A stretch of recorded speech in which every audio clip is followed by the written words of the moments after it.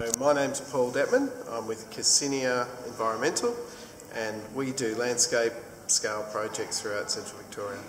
I guess our space is, we're in the private sector space, and we like to think of ourselves as reimagining a landscape and bringing together different markets, different market mechanisms that can be used to facilitate the creation of biolinks through agricultural landscapes. The thing I'm most sort of passionate about biolinks is really just the reconnection, the re-sewing together of the fabric, of the conservation fabric of the landscape.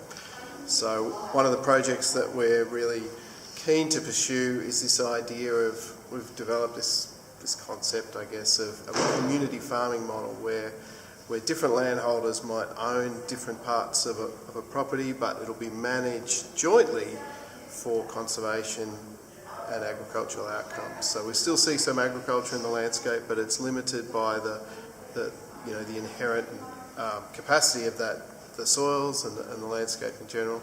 But we also see embedded 30 or 40% of that landscape to be dedicated exclusively towards conservation. So by taking this sort of model, this community farming model, which we've been pursuing a little bit, where we see a really significant opportunity to develop biolinks throughout the region.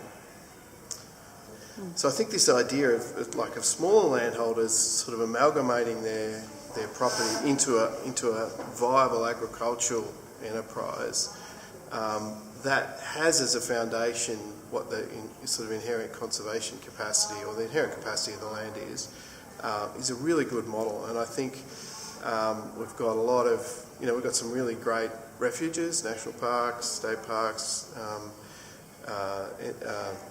NCRs, nature conservation reserves, but they're like islands or continents in a sea of agricultural land, and being able to tie those together, reconnect them through this idea of community farming, won't work in all landscapes, but particularly in fragmented landscapes where we're not dealing with large farmers who are reliant on the agricultural income of their land for their whole income.